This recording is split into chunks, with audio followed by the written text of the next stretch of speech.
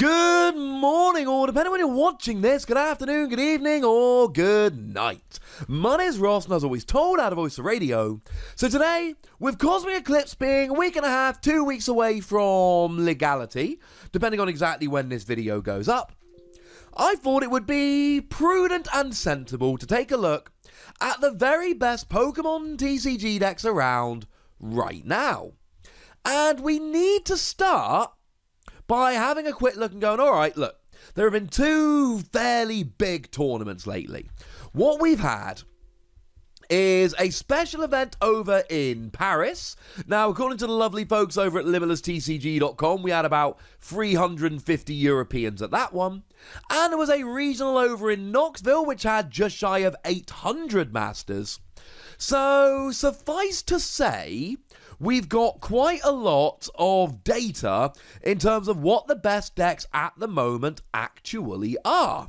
So we can say with a fair degree of certainty, what's good? Cool.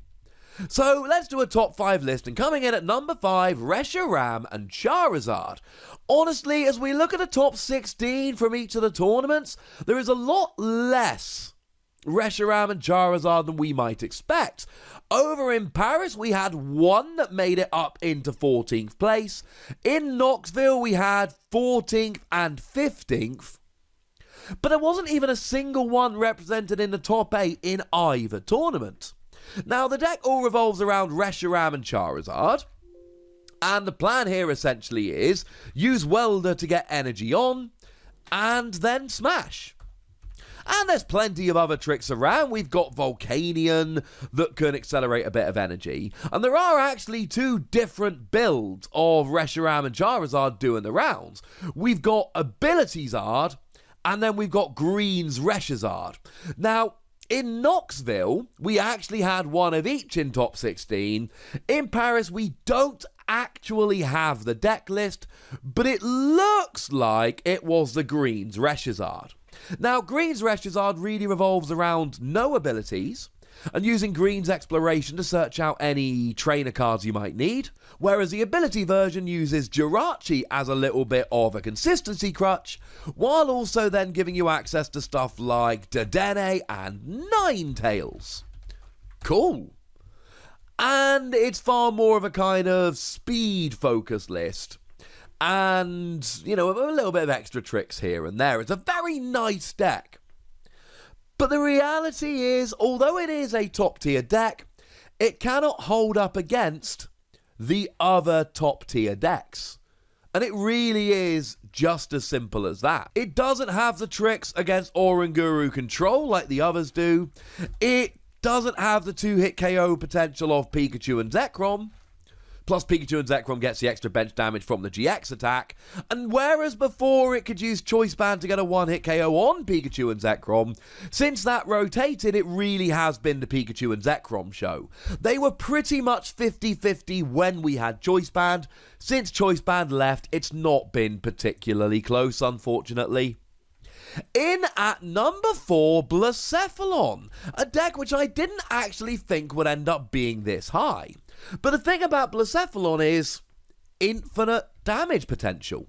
You use Naganadel to get a bunch of energy on the field, and you use Welder to get a bunch of energy on the field, and you use Beastring to get a bunch of energy on the field, when your opponent has 3 or 4 prizes remaining, of course.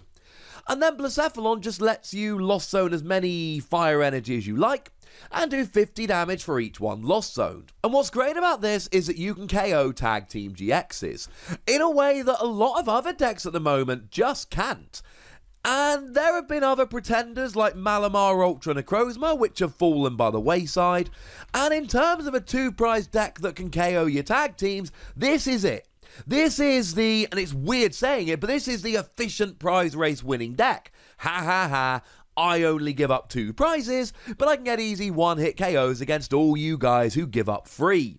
Now, I say easy, it's not actually that easy. It takes a lot of energy to do so, but we've talked about the energy we've got. And it's prone to bricking a bit more than the others. And it's kind of awkward that you need to get a bunch of stage 1 set up.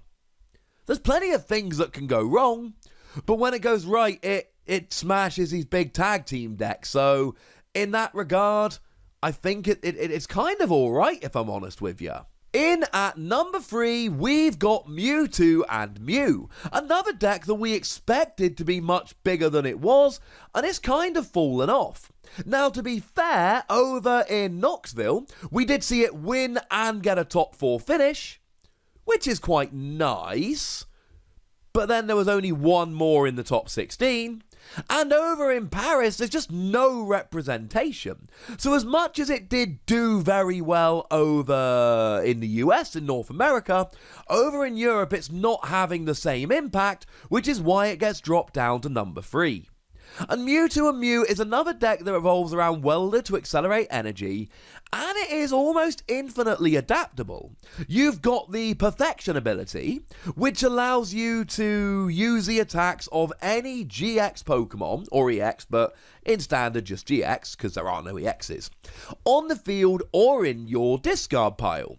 So you could use stuff like Latios GX or Espeon and Deoxys GX on your bench, while also using stuff like the new Solgaleo GX, or the new Dragonite GX, or the new Macago GX, although that one isn't that new, to be honest with you, even though they're evolved Pokemon and you're not playing the pre-evolutions.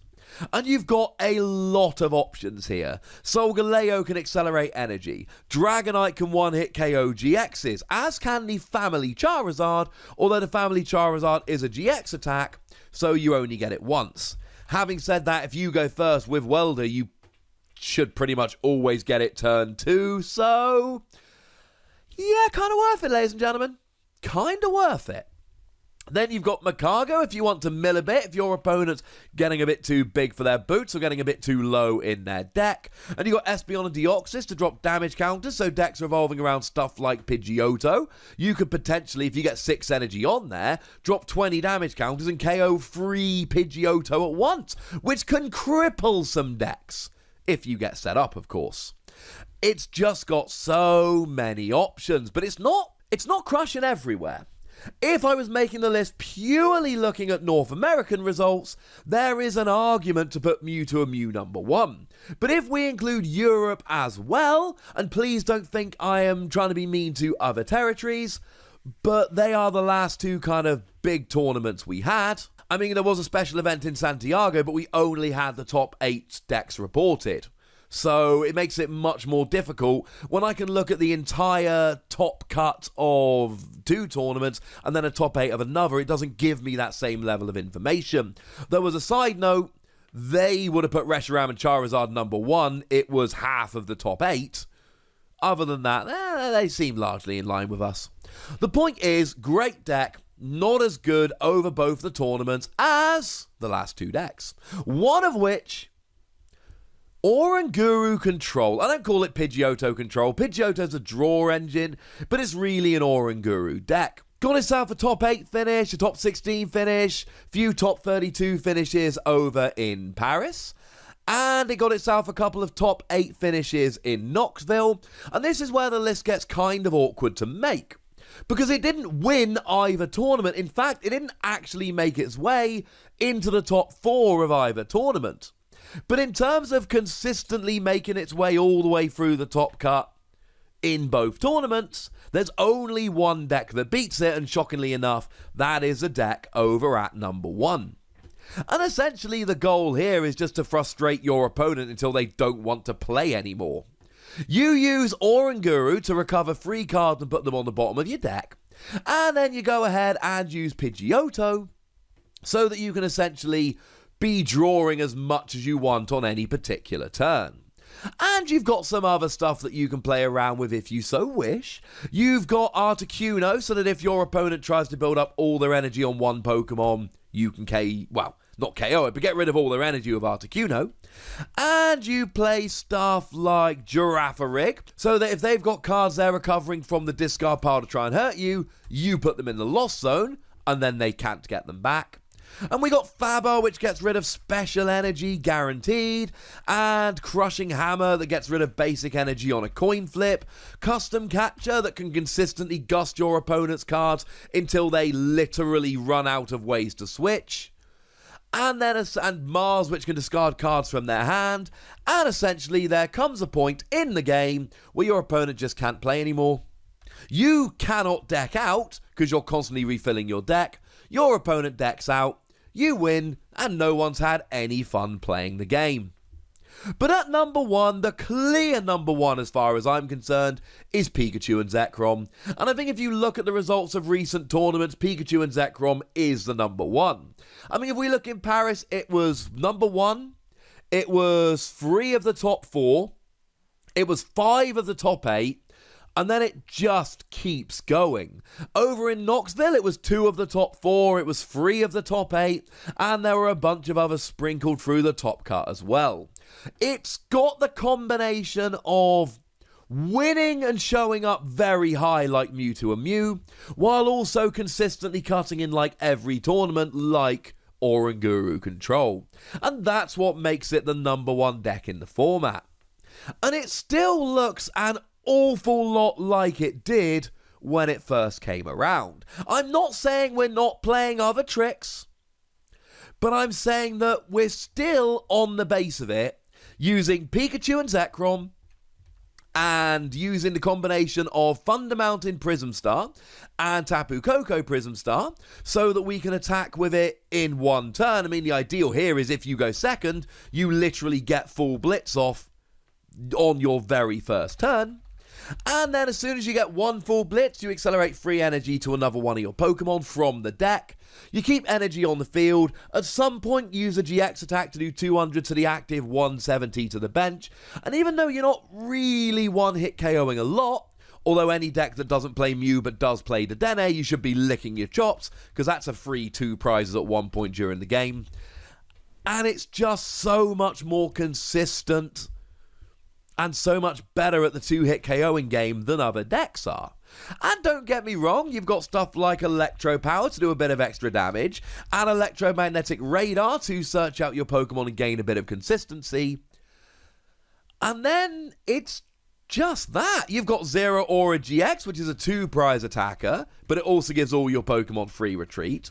Raichu and Alolan Raichu seems to have settled into most decks as a bit of a one-off. That's not to say all of them, but I'm saying that looking at the deck list I'm looking at, yeah, you're generally talking like a one-off in the decks. Nice for a little bit of guaranteed paralysis, but you don't want your opponent to switch out of it.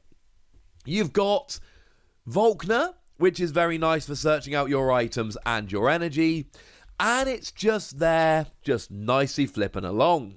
I don't think it's going to remain the top deck after Cosmic Eclipse comes out, but as it stands at the moment, it seems rather clear to me this is the number one deck in the Pokemon trading card game.